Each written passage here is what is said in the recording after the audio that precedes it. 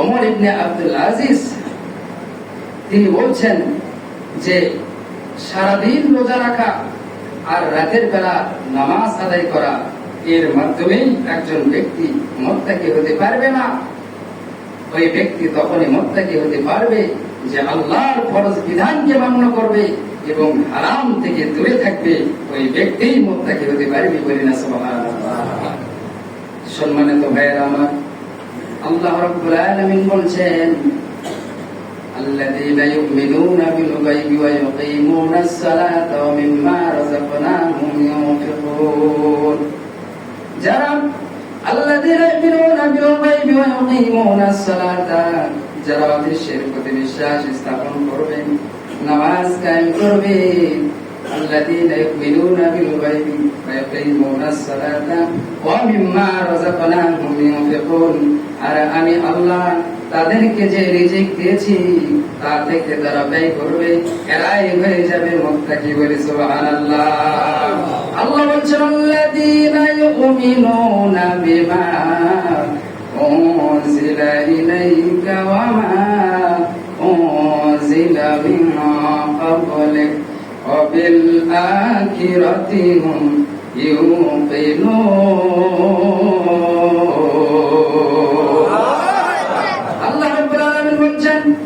যারা হযরত মুহাম্মদ সাল্লাল্লাহু আলাইহি ওয়াসাল্লামের উপরে অবতীর্ণ কিতাবের প্রতি যারা বিশ্বাস স্থাপন করবে, পূর্ববর্তী নবীদের উপরে যারা বিশ্বাস স্থাপন করবে, ওয়াল্লাযীনা ইউমিনুনা বিমা উনজিলা ইলাইকা ওয়া মা উনজিলা মিন ক্বাবলিক ওয়া বিল আখিরাতি হুম ইউকিনুন, যারা আখিরাতে বিশ্বাস স্থাপন করবে ওই ব্যক্তিরা এই মুত্তাকিতে পরিণত হয়ে যাবে।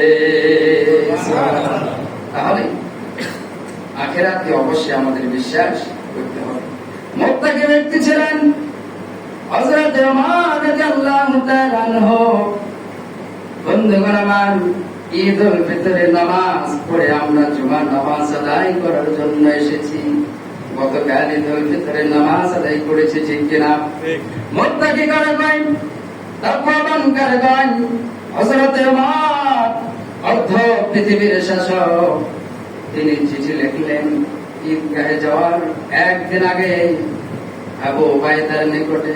হযরত ওমর যিনি অর্ধ পৃথিবীর শাসক, যে হযরত ওমর অর্ধ পৃথিবীর শাসন করেছেন, এই হযরত ওমর আবু উবাইদার নিকটে ঈদগাহে যাওয়ার একদিন আগে চিঠি লিখেছে, হে আবু উবাইদা, আমার সন্তানের জন্য পোশাক কিনতে হবে, আমাকে বাইতুল মাল থেকে কিছু টাকা দাও। এই টাকা দিয়ে আমার সন্তানের জন্য ঈদের মার্কেট করবো আমি। জোরে বলে আল্লাহু আকবার। আবু উবাইদার নিকটে চিঠি লিখলেন হযরত ওমর রাদিয়াল্লাহু তাআলা আনহু, যিনি অর্ধ পৃথিবীর শাসক, যার কাছে টাকা নাই। ঈদুল ফিতরের আগের দিনে চিঠি লিখছে, হে আবু উবাইদা, আমার কাছে টাকা নাই। যিনি অর্ধ পৃথিবীর শাসক, ঈদুল ফিতরের আগের দিনে তার কাছে টাকা নাই। তিনি চিঠি লিখছে আবু উবাইদার নিকটে, উবাইদা রে, আমাকে অগ্রিম 1 মাসের টাকা দাও, এই টাকা দিয়ে আমি আমার সন্তানের জন্য ঈদের পোশাক কিনবো। জোরে বলে আল্লাহু আকবার। হযরত ওমর রাদিয়াল্লাহু তাআলা আনহু পৃথিবীর শাসক ছিলেন। তিনি কেমন ওমর, যে ওমরের সিদ্ধান্ত অনুযায়ী আল্লাহ রাব্বুল আলামিন 1 নয় 2 নয় 21 জায়গায় কোরআনের আয়াত অবতীর্ণ করে দিয়েছে আমার আল্লাহ। সুবহানাল্লাহ।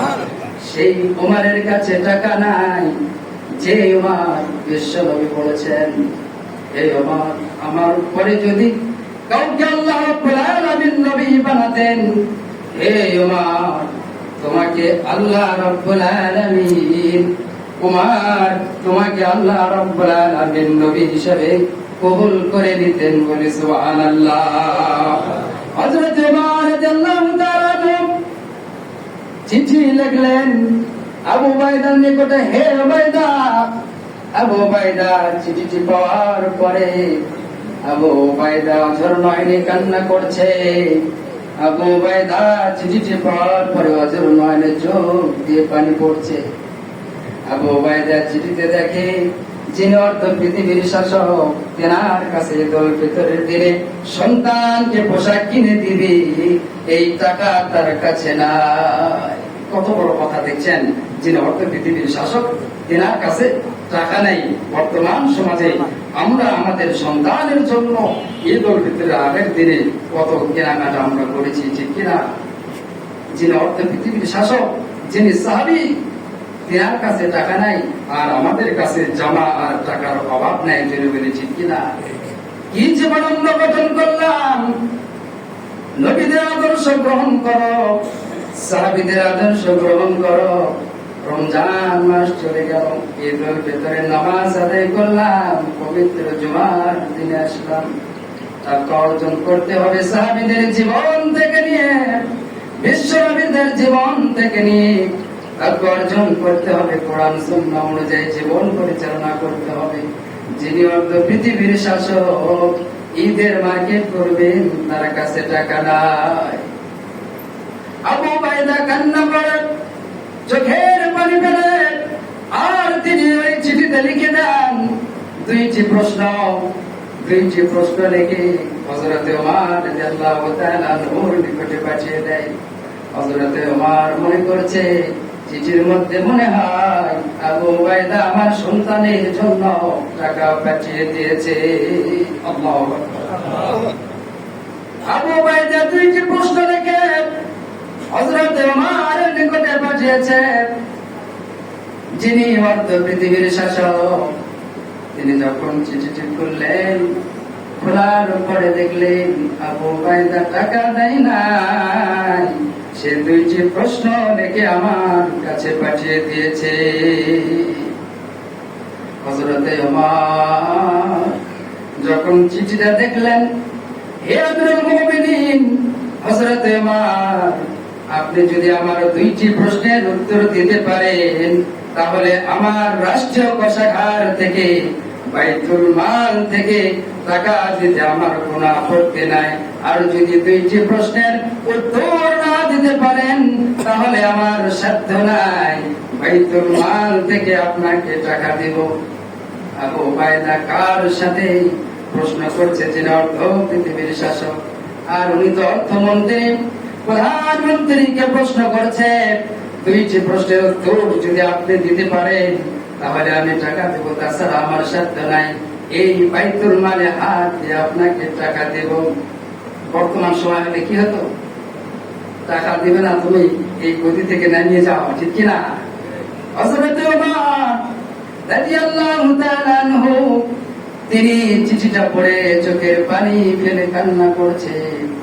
আর দেখছেন এক নম্বর প্রশ্ন করেছে, হযরত ওমর আপনি তো অর্ধ পৃথিবীর শাসক, আগামী 1 মাস যদি জনগণ আপনাকে এই রাষ্ট্রীয় ক্ষমতায় রাখে, তাহলে আপনি যে চিঠিতে লিখেছেন, হে আবু উবাইদা, অগ্রিম 1 মাসের ভাতা আমাকে দাও, আমি এই অগ্রিম 1 মাসের ভাতা দিয়ে আমার সন্তানকে জামা কিনে দেব। সম্মানিত বন্ধু করবেন, হযরত ওমর চিঠিতে দেখলেন আবু উবাইদা লিখেছে, হে হযরত ওমর, আগামী 1 মাস যদি জনগণ আপনাকে ক্ষমতায় রাখে, আপনি সেখানে গ্যারান্টি দিয়ে লিখিয়ে দেন যে আগামী 1 মাস অর্ধ পৃথিবীর জনগণ আপনাকে ক্ষমতায় রাখবে। যদি আপনি এই গ্যারান্টি দিতে পারেন, তাহলে আমার টাকা দিতে কোনো আপত্তি নাই। আবু উবাইদা লিখলেন, আপনি যে অগ্রিম 1 মাসের ভাতা চাচ্ছেন, জনগণ কি আপনাকে আগামী 1 মাস রাষ্ট্রীয় ক্ষমতায় রাখবে? যদি রাখে, তাহলে আপনি এই গ্যারান্টি দিয়ে লিখিয়ে দেন, তাহলে আমি আপনাকে টাকা দেব।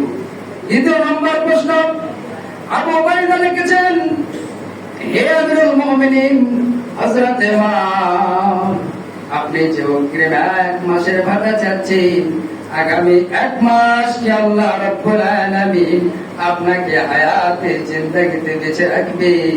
আগামী 1 মাস কি আপনি এই পৃথিবীতে বেঁচে থাকবেন? এই গ্যারান্টি যদি আপনি দিতে পারেন, তাহলে এই দুইটি গ্যারান্টি আপনি লিখিয়ে দেন, আমার বাইতুল মাল থেকে টাকা দিতে কোনো অসুবিধা নাই। আর যদি আপনি এই দুইটি গ্যারান্টি না দিতে পারেন, আমি আবু উবাইদা বাইতুল মালে হাত দিয়ে আপনাকে টাকা দেওয়ার আমার কোনো ক্ষমতা